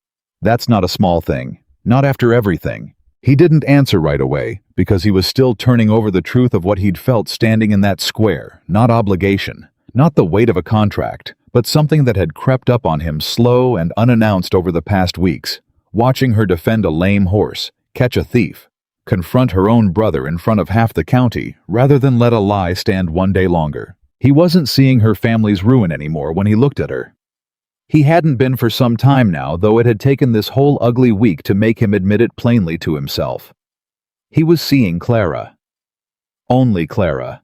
And the wall he'd spent 6 years building around himself had a crack in it wide enough now that he wasn't sure riding home beside her in the fading afternoon light whether he wanted to mend it back shut ever again. But somewhere west of the river in a house, Nathaniel had never once set foot inside. Ambrose Kane was reading a report from a rider who'd witnessed the whole scene in the square, and his expression, according to the man who delivered it, hadn't shown a flicker of alarm. It had shown, if anything, the calm, patient look of a man who'd simply moved his plans one step further down the road. He'd already laid out a road that, as far as Kane was concerned, hadn't finished running yet. The report Ambrose Kane read that evening came from a man he paid well to notice things, and what the man had noticed, laid out plain across 2 pages, was enough to make Kane set his pipe down and stare a long while at the fire before he spoke a single word. "They know," he said finally. "The Carter boy and his wife. They know about the letter." "Seems that way," the writer said. "Whole square heard the Whitmore brother confess it himself. Your name, too, sir, spoken plain in front of half the county." Kane didn't look alarmed. That was the strange thing about him, the thing that made men uneasy in his presence, even when he hadn't raised his voice. He took bad news the way other men took weather, something to be managed rather than feared. "Well," he said, "that changes the shape of things some. Doesn't change the outcome. Sir, fetch my ledger, the one from the strongbox, not the one on my desk." Kane rose, moving to the window, looking out toward land he'd wanted for 10 years and still didn't own. "If Nathaniel Carter wants to play this honest, we'll play it honest a while longer, but he's about to learn something his grandfather never bothered telling him." The writer waited uncertain. "There's more than one contract with the Carter name on it," Kane said, and something in his voice, quiet and satisfied, sent a chill through the room. "And this one, unlike the first, has my signature on it too." 3 days after the confrontation in the square, Nathaniel was in the study going over the household accounts with Clara when Samuel appeared in the doorway, his face carrying a particular tightness that told Nathaniel bad news had arrived before Samuel said a single word. "Rider from Richmond," Samuel said. "Says he's got papers for you. Says it's urgent." "What kind of papers?" "Didn't say, only that you'd want to see them before the day's out." The rider was a stiff, formal man in a coat too fine for a simple courier, and he handed over a sealed envelope with the particular care of someone who'd been warned not to lose it. Nathaniel broke the seal, and Clara watched his face change as he read the color, draining slow, the muscle in his jaw beginning to work. "What is it?" she asked. He didn't answer right away. He read the page a second time like the words might soften if he gave them another chance. "A note," he said finally, "on Carter Manor. My father took a loan against the eastern acreage 6 years back during a bad harvest season to cover the difference until the following spring's crop came in. I knew about it. I paid the interest on it faithful every quarter since he passed, same as he always had." That doesn't sound like cause for alarm. It wouldn't be except the note's just been sold. Nathaniel set the paper down on the desk, and his hand wasn't entirely steady. "Sold to Ambrose Kane 3 days ago for considerably more than it's worth. Which means Kane now holds the paper on 1/3 of my eastern land, and according to the terms my father signed, the full balance comes due if the note changes hands without my consent." Clara's face went pale. "Can he do that?" "He's already done it." Nathaniel picked the letter back up, scanning further down the page. "Full balance due within 30 days, or the land reverts to the note holder. $2,000, Clara." "I don't have $2,000 sitting free, not with the Whitmore debts already settled and half this season's crop not yet to market." Samuel, still standing in the doorway, let out a low breath. "That's not coincidence. Man doesn't buy up a note on your land 3 days after getting called out in the town square unless he's aiming to hurt you for it. I know exactly what it is, Nathaniel said, and there was something in his voice now that hadn't been there a week ago. Not the cold fury of the man who'd ridden to the Whitmore place in the rain, but something steadier, sharper, a man calculating rather than raging. He couldn't get the Whitmore land through ruin because I honored the contract instead of walking away from it. He couldn't keep his spy in place because we caught Jonas before he'd done enough damage. So now he's coming after me directly, and he's using my own father's honest debt to do it. What happens if you can't pay it? Clara asked. Then the eastern acreage goes to Cain, and with it the water access that borders both my land and what's left of your family's. He'd have exactly what he's wanted for 10 years, just by a different road than the one he first tried walking. Clara sat down heavy in the chair across from him, her hands pressed flat against her knees. This is my fault. It's not your fault. It is. If I'd never come here, if that contract had never surfaced, you wouldn't have a man like Cain circling your land like a vulture looking for any weakness he can use against you. Clara. Nathaniel came around the desk, crouched down in front of her chair so they were eye to eye. Cain's wanted this land for 10 years. He was already circling before your family's debts ever got called in. You didn't create this danger. You walked into the middle of it same as I did, and the only difference between us and him is that we're going to fight it honest, and he's going to keep losing ground the longer he tries fighting it dirty. She looked at him a long moment, something in her expression shifting from guilt into something steadier, harder. Then let's fight it, she said. Together. Not you carrying this alone while I sit in the study, wringing my hands over ledgers. What did you have in mind? You said the note requires the full balance within 30 days, or the note holder's consent wasn't given for the transfer. Is that right? That's what the letter says. Then there's a question worth asking before we panic about paying $2,000 we don't have sitting free. Who sold Cain that note in the first place? Because a debt like that doesn't usually change hands without the borrower having some say, or at minimum some notice. Nathaniel sat back on his heels, something working behind his eyes. My father's note was held by a private lender in Charleston, a man named Whitfield. I've never had a single complaint from him in 6 years of paying interest faithful. Then I'd wager Mr. Whitfield either sold that note under pressure, or he sold it without full knowledge of who he was selling it to and why. Either way, that's worth a letter worth finding out before you assume this fight's already lost. Nathaniel looked at her, and something that might have been the beginning of a smile pulled at the corner of his mouth despite the weight of everything sitting on his shoulders. You've got a mind for this. I've got a mind for surviving. I've had considerable practice at it these past 2 years.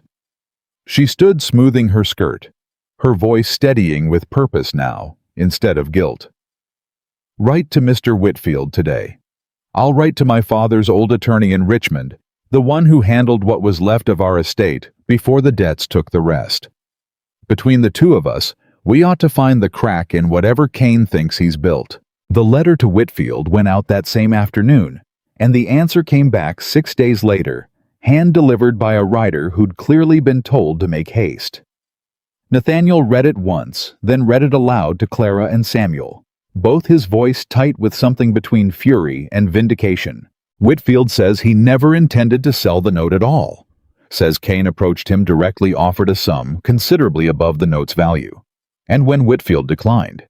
The first time, Cain returned a week later with information suggesting Whitfield's own business dealings in Charleston weren't entirely clean, and that a word in the right ear could cause him considerable trouble. Blackmail, Clara said flatly. Blackmail, Nathaniel confirmed. Whitfield says he sold under duress, and he's willing to swear to it in front of a magistrate if it comes to that, because he says, and I'm quoting him direct, he'd rather lose the profit on one note than spend the rest of his life owing a man like Cain a favor he can never repay. Samuel let out a low whistle. That's the crack you were looking for. That's more than a crack, Nathaniel said. That's a man willing to testify that Cain obtained the note through coercion, which means the transfer itself might not hold up under law at all. Might not be enough on its own, Clara cautioned. One man's word against another's, and Kane's got money enough to make Whitfield's testimony look like the bitterness of a man who lost a sale he later regretted. Then we need more than Whitfield, Nathaniel said. We need Kane's own hand in something. The letter to Jonas proves he was paying for information. It doesn't yet prove he orchestrated the debts being called in, and it doesn't prove he's behind this note beyond Whitfield's word. Clara's attorney answered a week after that, and this letter carried a different kind of weight entirely. Not proof exactly, but a thread worth pulling. He says my father's original loan for the stables, the one that started our family's ruin 2 years back, was also sold. Clara read aloud, her voice growing tighter with every line. Sold to a shell arrangement, my attorneys traced back through 3 different names to a company registered under Ambrose Kane's late wife's maiden name. The room went very still. He's been buying up debt against both our families for years, Nathaniel said slowly. Not just the Whitmore land, my family's too, waiting patient until the moment came to call it all in at once. Why now? Samuel asked. If he's had this leverage sitting quiet for years, why move now all at once?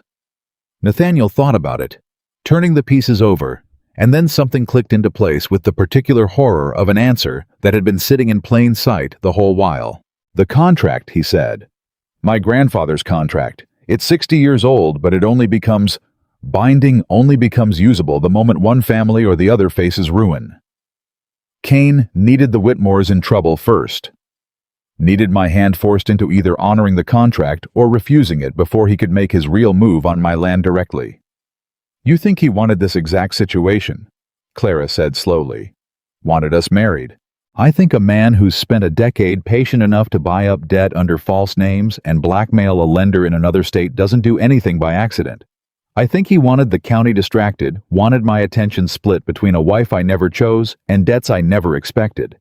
And while all of that noise was happening, he moved on my land clean and quiet, counting on me being too occupied to notice until it was too late to stop him. Then he miscalculated, Clara said, and there was something fierce in her voice now. Something that reminded Nathaniel of the woman who'd stood in the town square and forced her own brother into confession, rather than let a lie stand.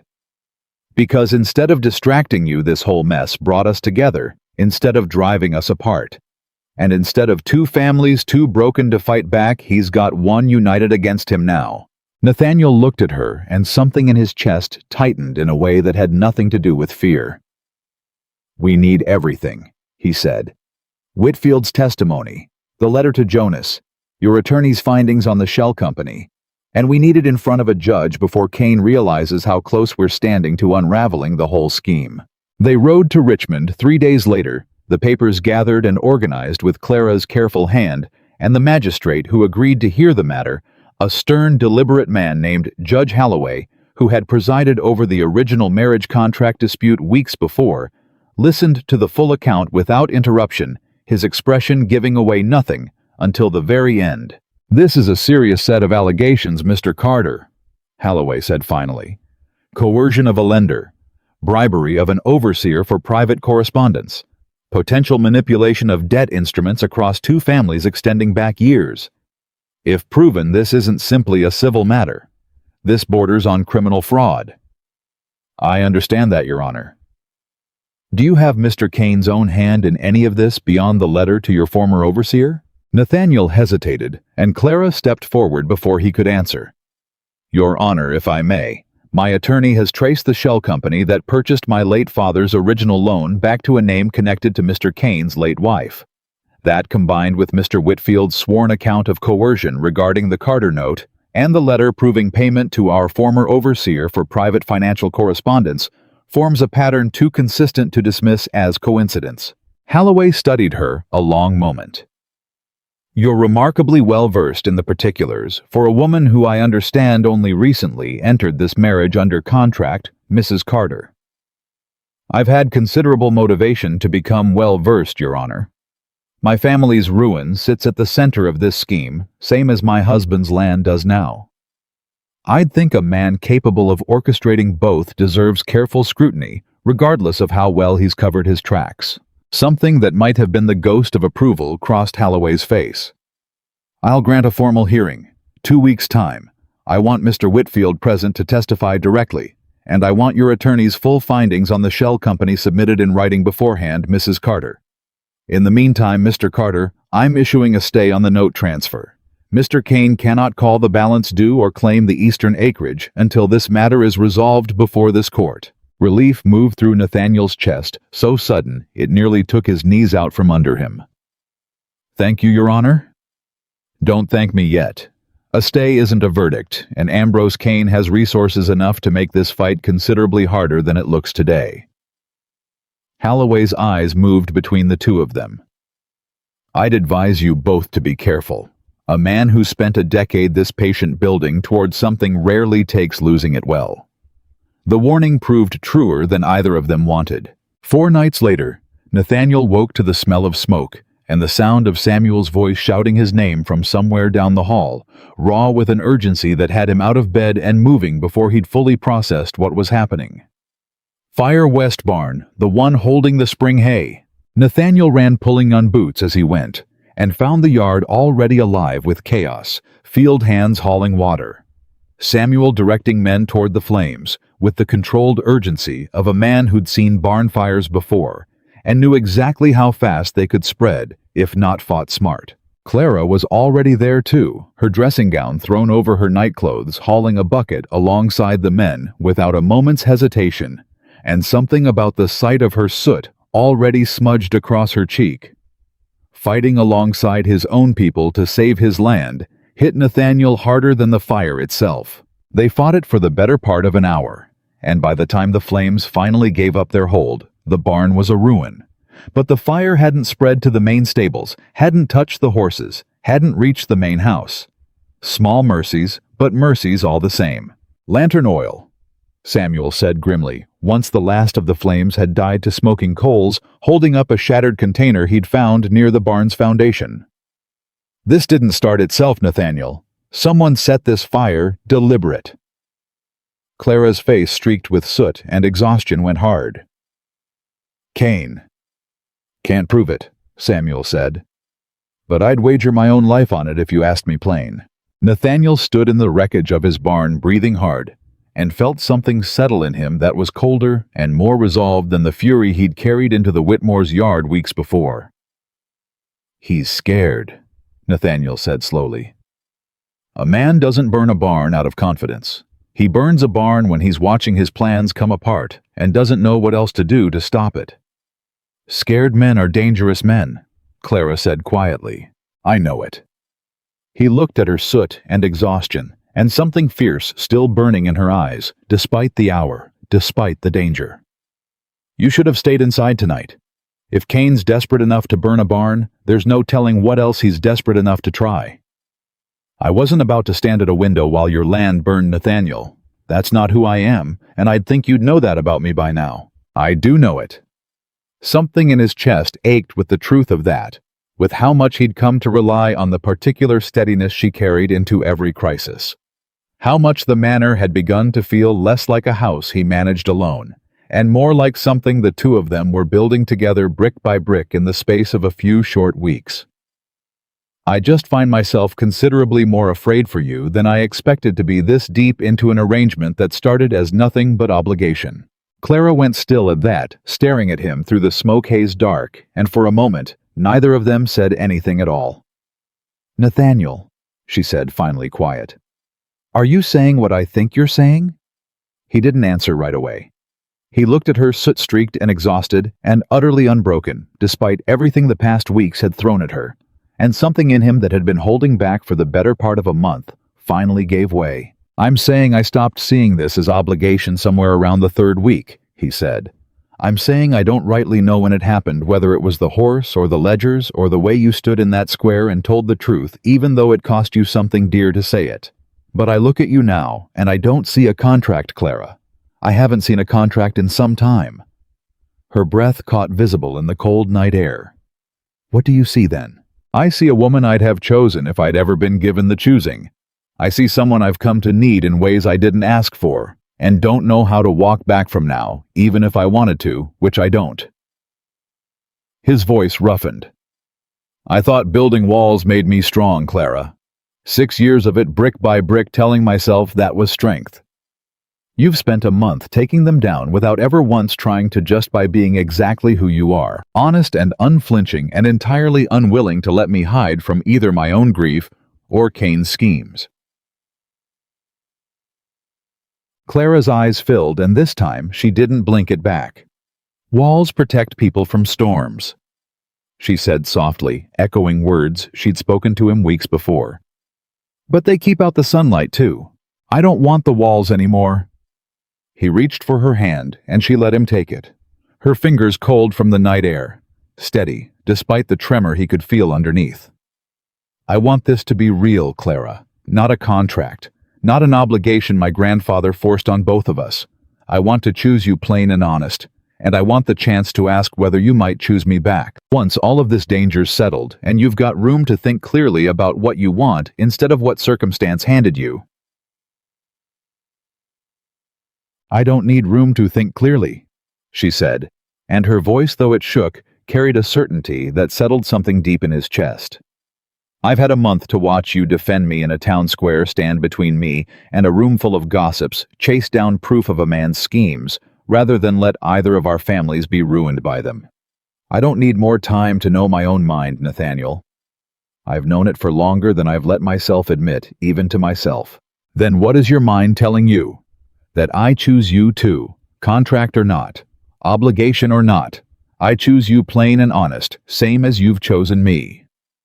The moment stretched between them, fragile and enormous all at once, until the sound of Samuel, clearing his throat somewhere behind them, broke it gently, reminding them both that a barn still smoldered nearby, and a county full of danger hadn't finished with them yet. Sorry to interrupt, Samuel said, not sounding sorry at all. But there's a matter of a burned barn, and a man out there who tried to burn considerably more than that tonight. I expect the two of you might want to finish this particular conversation somewhere safer, and somewhere with considerably less smoke. Nathaniel almost laughed, the sound rough with exhaustion and relief, and something like joy fighting its way up through weeks of fear. Samuel's right. But this isn't finished, Clara. Not by a long way. No. She agreed, her hand still tight in his. It isn't.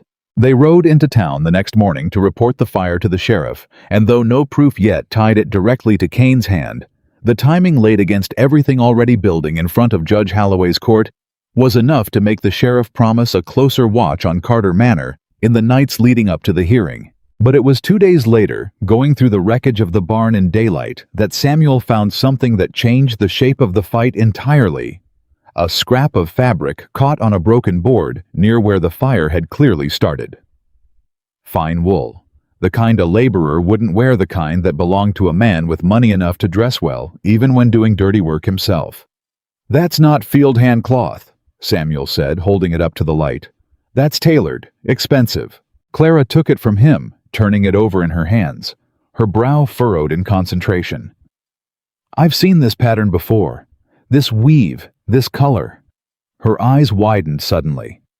Nathaniel, this is the same fabric Ambrose Kane was wearing the day I saw him at the county fair 2 years back, before any of this trouble started. I remember it distinct because my mother commented on how fine it was, how out of place at a country fair. That's not proof enough to hang a man's guilt on. No, Clara agreed. But it's enough to bring to Judge Holloway alongside everything else. Enough to ask the sheriff to search Kane's property for a coat with a matching tear-matching fabric. If we find it, then we've got him tied directly to the fire, not just the schemes on paper. Nathaniel took the fabric from her, studying it himself. That's worth pursuing. The sheriff, armed with a warrant secured through Judge Holloway's office, rode out to Kane's estate 3 days before the scheduled hearing, and though Kane himself protested loud and long about the intrusion, the search turned up exactly what Clara had suspected. A fine wool coat torn at the hem in a way that matched the scrap, perfectly tucked away in a wardrobe, like a man who'd meant to have it mended quiet and simply hadn't gotten around to it yet. Kane's composure, according to the sheriff's account, delivered to Nathaniel that evening, had cracked for the first time since this whole affair began. He didn't confess outright, the sheriff said. Man's too careful for that. But he went white as a sheet when I pulled that coat out, and he didn't have a ready answer for how a scrap matching it ended up caught on a burned board in your barn. "Is it enough?" Clara asked. "Combined with everything else, Whitfield's testimony, the letter to Jonas, the shell company tied to his wife's maiden name. I'd say it's enough to make Judge Holloway take this considerably more serious than a civil dispute over debt transfers." The sheriff's expression turned grim. "This is looking like arson now, Mrs. Carter. Attempted destruction of property on top of fraud and coercion. That's not a fine and a stern warning. That's prison time if it holds up in front of a jury." The hearing, when it finally came, drew a crowd larger than the courthouse had likely seen in years. Word of Kane's schemes having spread through the county in the days leading up to it. Curiosity and outrage in equal measure, drawing half of Richmond's citizens to watch a wealthy, respected man answer for sins nobody had suspected him capable of. Whitfield testified first, his account of coercion delivered plain and unflinching, and Nathaniel watched Kane's face throughout. It watched the careful composure the man had worn through every prior confrontation begin finally to show real cracks.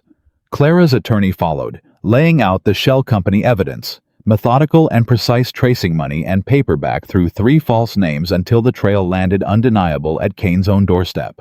And when the sheriff presented the coat, the torn fabric matched precise against the scrap found in the wreckage of Carter Manor's barn, something in the courtroom shifted entirely.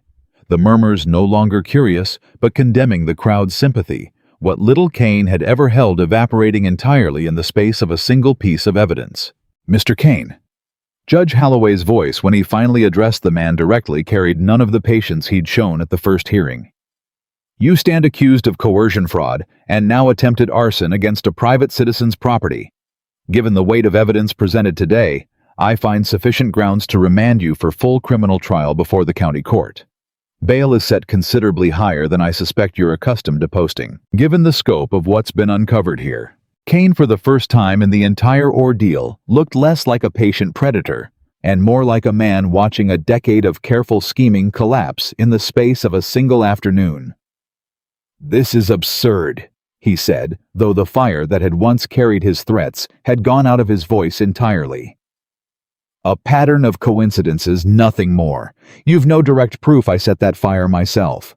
I've a torn coat matching fabric found at the scene, a lender willing to testify to your blackmail under oath, and a shell company traced to your late wife's name that's been quietly buying up debt against 2 families for the better part of 6 years. Holloway said flatly. "I'll leave it to a jury to decide whether that's coincidence, Mr. Kane, but I suspect they'll see the pattern same as I do." Kane was led from the courtroom in custody, and the crowd that had gathered watched him go, with none of the deference they might have shown a month before, whispers of disbelief and quiet satisfaction following him out the door. Nathaniel stood in the aftermath, Clara's hand tight in his, feeling something loosen in his chest that had been wound tight since the night that fire first lit up his sky. "It's over," he said, though the words felt strange in his mouth, too simple for everything they'd fought through to reach this moment. "The legal part is," Clara said, leaning into him slightly, exhaustion and relief written plain across her face. "But I don't think either of us has to worry any longer about walls, Nathaniel. Not the ones Kane tried building around us, and not the ones you spent 6 years building around yourself." He looked down at her, at the woman who'd walked into his life through an old contract neither of them had chosen, who'd stayed steady through fire and fraud and a county full of whispers, and who'd somehow, in the space of a single desperate month, become the person he could no longer imagine his life without. "No," he agreed, his voice low and certain in a way it hadn't been in 6 long years. "I don't believe I do." The trial itself came 6 weeks later, and by then, the county had turned so thoroughly against Ambrose Kane that Nathaniel almost felt sorry for the man walking into that courtroom alone, his fine coats replaced by the plain gray of a man awaiting judgment, his composure worn thin from weeks in a cell that had clearly not agreed with him. Almost. The feeling never lasted long enough to matter. "All rise." Judge Holloway's courtroom was packed tighter than Nathaniel had ever seen it. Farmers and merchants and wives who'd once whispered about the Whitmore name, now craning their necks to watch a different kind of ruin unfold. Clara sat beside him, her hand steady in his, though he could feel the faint tremor running through her fingers, no matter how calm her face stayed. "You don't have to be here," he murmured. "I could give the testimony alone. I want to be here." Her voice didn't waver, even if her hand did. "I want to watch this end, Nathaniel. All of it. Every piece." The prosecution laid out the case methodical and complete Whitfield's sworn testimony about coercion delivered in person. This time, his voice shaking with old fear, but never once faltering on the facts. The shell company traced through 3 false names back to a signature belonging to Kane's late wife, presented by Clara's attorney, with the kind of precision that left no room for doubt. And the coat, the torn fabric matched thread for thread, against the scrap pulled from the burned barn, laid out on the evidence table like a confession Kane himself had never been willing to speak aloud. "Mr. Kane." The prosecutor, a sharp young man from Richmond named Foster, turned to address the defendant directly. "You've maintained throughout these proceedings that the fire at Carter Manor was set by persons unknown, unconnected to yourself. Can you explain how a coat belonging to you torn in a manner precisely matching fabric, recovered at the scene, came to be in your possession?" Kane's attorney rose. "Objection, Your Honor. Counsel is asking my client to speculate." "Overruled," Holloway said flatly. "The court would very much like to hear Mr. Kane speculate on that particular point." The courtroom held its breath. Kane sat in silence for a long moment, his jaw working, and Nathaniel watched something in the man's face finally give way entirely. Not remorse, never quite that, but the particular exhaustion of a man who understood at last that there was no clever answer left to give. "I was on the Carter property that night," Kane said, finally quiet enough that the clerk had to ask him to repeat it louder for the record. "I did not intend for the fire to spread beyond the hay stores. I intended only to send a message." A gasp moved through the courtroom like wind through dry grass. Clara's grip on Nathaniel's hand tightened hard enough to hurt, though her face never once changed. "A message," Foster repeated. "Regarding what, Mr. Kane?" "Regarding land that should have been mine years ago if honest men hadn't stood in my way at every turn." Kane's voice had gone bitter, now all pretense of innocence abandoned. "I've wanted that water access for a decade. I tried buying it honest twice and got refused twice by a Whitmore too proud to see reason. I tried other means after that, and they very nearly worked. Until this county decided a marriage contract and a woman's stubborn honesty were enough to unravel 10 years of careful planning." "You're confessing, then? To the arson, to the coercion of Mr. Whitfield, to orchestrating the collapse of the Whitmore family's finances." Kane looked up, and for the first time since the ordeal began, something like genuine defeat crossed his face. "What's left to deny? You've got my coat. You've got Whitfield's word. You've got a shell company with my dead wife's name on it that I never thought anyone clever enough to trace. I built this slow over years because I believed patience was the one thing men like Nathaniel Carter couldn't outlast me in. I was wrong." The verdict, when it came 3 days later, surprised no one in that courtroom. Guilty on all counts: fraud, coercion, attempted destruction of property. Judge Holloway sentenced him to 8 years in the state penitentiary, along with the forfeiture of a considerable portion of his estate, to cover restitution owed to both the Carter and Whitmore families for damages incurred. "It's over," Clara said again, standing on the courthouse steps afterward, the autumn air, cool against skin, still flushed from the tension of the verdict. "Truly over this time. Truly over." Nathaniel agreed, and pulled her close without a moment's hesitation right there in front of the whole gathered crowd. And if anyone thought it improper for a man to embrace his wife so openly in public, not one soul was foolish enough to say so. The weeks that followed carried a different kind of rhythm than anything either of them had known before. Not the careful, guarded distance of two people bound by obligation, but something warmer, something that grew a little more certain with each passing day. Edward came to Carter Manor early one morning, hat in hand, his face carrying the particular humility of a man who'd spent weeks reckoning honestly with himself for the first time in years. "I don't expect forgiveness," he said, standing awkward in the front hall, while Clara regarded him with an expression that hadn't quite thawed. "I only wanted you both to know I've taken work at the mill in town. Honest work." I intend to pay back every dollar Kane ever handed me, even if it takes the rest of my life to manage it." "That's a start," Nathaniel said, not unkindly, but not warm either. "I know it's only a start." Edward's eyes found his sister's. "Clara, I know I don't deserve your trust back easy. I just wanted you to know I mean to earn it however long that takes." Clara studied him a long moment, and something in her posture softened, though not entirely. "6 years, Edward. That's how long I carried what wasn't mine to carry because of choices you made and never once told me the truth of. I can't hand you trust back in a single morning standing in a hallway with your hat in your hands. But I can tell you, I'm glad you're trying. That's more than I expected from you a month ago." "That's more than I deserve," Edward said quietly, and left without pressing for more, which Nathaniel privately thought was the wisest thing the man had done in the whole ordeal. The mill work suited him, as it turned out. Word came slow through the county. Over the following months, Edward Whitmore showing up early, staying late, turning down the kind of easy shortcuts that had once defined him.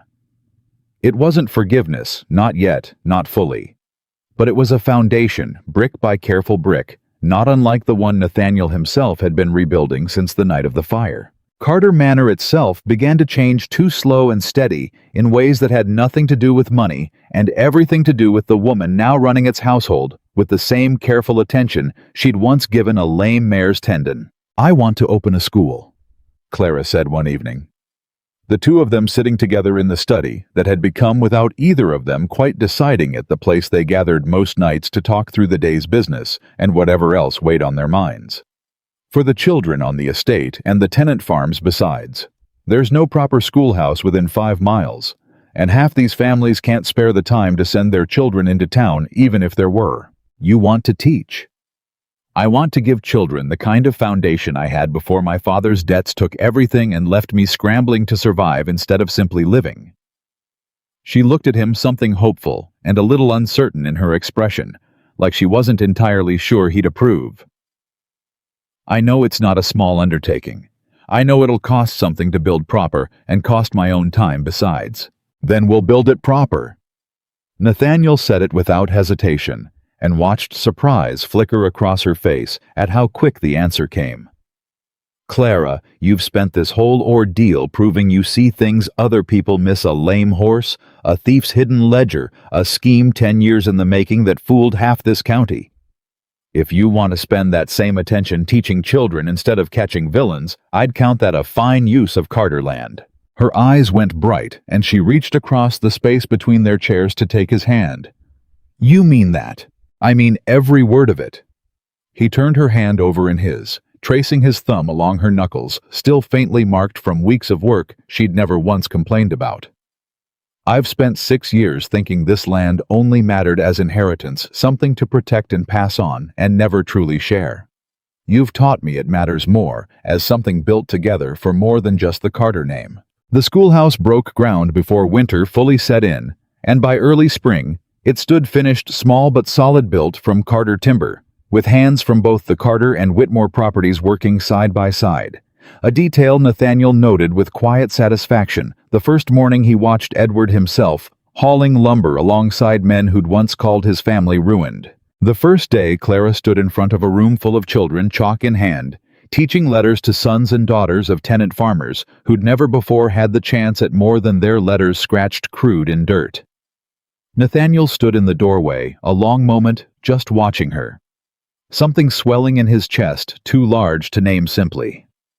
"She's good at it," Samuel said, coming up beside him, watching the same scene with something like paternal pride written plain across his weathered face. "She's good at everything she sets her mind to," Nathaniel said. "Took me considerably too long to see that clear. Way I recall it, you saw it faster than most men would have, given 6 years of stubborn grief standing in your way first." Samuel clapped him once on the shoulder. "Man doesn't tear down walls that thick in a month without something real driving him to do it." Nathaniel didn't argue that, because he knew it was true. And because standing in that doorway watching Clara laugh at some small joke, one of the children made chalk dust on her sleeve. Sunlight catching gold in her hair. He understood with sudden complete clarity that whatever this had started as obligation contract, a debt owed by his grandfather's word, It had become somewhere in the fighting and the fear and the slow accumulation of small mornings together, something he would have chosen even if no contract had ever forced his hand. That evening, after the schoolhouse had emptied and the children had run home to their families, Nathaniel found Clara still there gathering her things, and something in him decided the moment had come finally properly to say what he'd been carrying since the night of the fire. "Clara." She looked up, something in his tone catching her attention immediately. "What is it?" "I've been thinking." He crossed the small schoolroom, closing the distance between them slow and deliberate. "About the contract. About how this all began." Her expression flickered uncertain. "What about it?" "I think it's time we let it go entirely." He reached into his coat, drew out a folded paper, and held it out to her. "That's the original document, my grandfather's contract. I've had my attorney draft a formal release dissolving any binding claim it holds over either of us, filed and witnessed proper with the county clerk this morning." Clara stared at the paper, then at him, confusion and something like fear moving across her face in quick succession. "Nathaniel, if you're saying—" "I'm not saying what you think I'm saying." He caught her hand before the fear could take deeper root, held it steady in both of his. "I'm saying I don't want a wife bound to me by some 60-year-old promise anymore, Clara. I want a wife who's mine because she chose it plain and free with no contract standing between us at all. So I'm asking you properly for the first time, the way it should have happened from the start if circumstance hadn't forced our hands months back." He lowered himself to one knee, right there in the small schoolroom. Chalk dust still hanging faint in the evening air, and Clara's free hand came up to cover her mouth, her eyes filling fast. "Clara Whitmore Carter, I love you. Not out of obligation, not out of some debt my grandfather signed before either of us was born, but because you walked into my life through a storm and refused to let me hide behind my own walls one day longer. Will you marry me again? Truly this time, not by contract, but by choice." For a moment she couldn't speak at all, tears spilling over before she could catch them, and then she was laughing and crying both at once, pulling him up by the collar of his coat, before he'd even finished rising. "Yes," she said, the word breaking apart with emotion. "Yes, Nathaniel, 1,000 times yes, though I'll have you know, I already considered myself entirely and hopelessly yours weeks ago, contract or no contract, standing between us." He kissed her then, right there in the schoolroom he'd helped her build, and if any of the children had still been about to witness it, Nathaniel suspected he wouldn't have cared one bit. They held the true wedding 3 weeks later in early summer, and this time the whole county turned out not from curiosity or cruel gossip, but from genuine goodwill that had built slow and steady since the trial. Since the schoolhouse opened its doors, since Edward's honest labor at the mill had begun rebuilding a reputation nobody had expected him to bother trying to rebuild. Even Mrs. Pruitt attended and approached Clara before the ceremony with an expression considerably more humble than the sharp-tongued woman who'd once insulted her outside the dry goods store. "Mrs. Carter." Mrs. Pruitt's voice carried genuine discomfort, the particular awkwardness of someone owning up to a wrong they'd rather forget entirely. "I owe you an apology for what I said that day in town. I judged you unfair based on rumor rather than truth, and I've thought on it a good deal since watching everything that came out at Kane's trial." Clara studied her a moment, then extended her hand warm, despite the memory of that earlier cruelty. "Apology accepted, Mrs. Pruitt. I find I've learned this year that people can change their minds when given proper reason to. I'd rather welcome that than hold on to old grudges forever." The ceremony itself was small in words but large in feeling.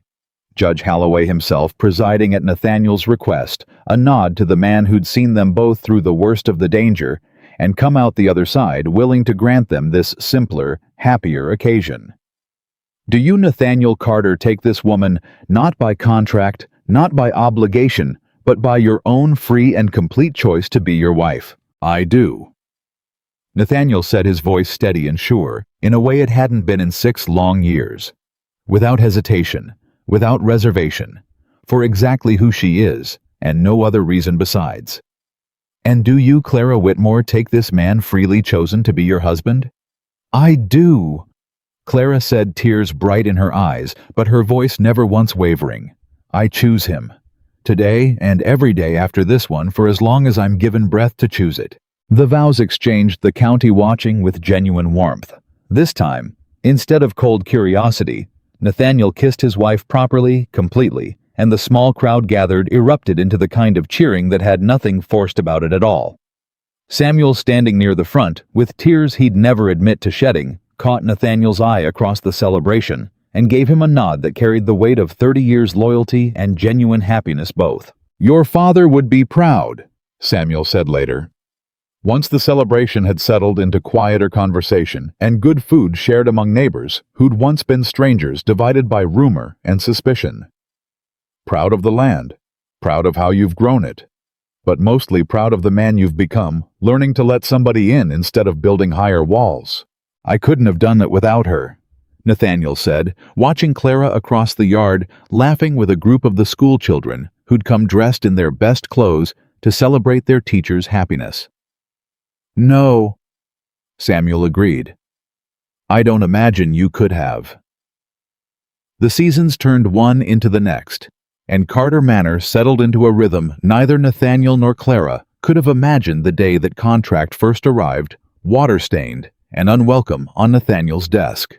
The schoolhouse grew, adding a second room within the year to accommodate the growing number of children eager to learn, and Clara's reputation as a teacher spread far enough that families from neighboring counties began asking whether their own children might attend a request. Clara met with the same generous spirit that had defined her from the very first day she'd stood in the rain and asked to be seen as herself. Edward's redemption, slow as it had started, proved genuine over time. He rose to a position of trust at the mill, married a quiet, steady woman from a nearby farm who knew nothing of his past mistakes beyond what he'd told her. Honest himself.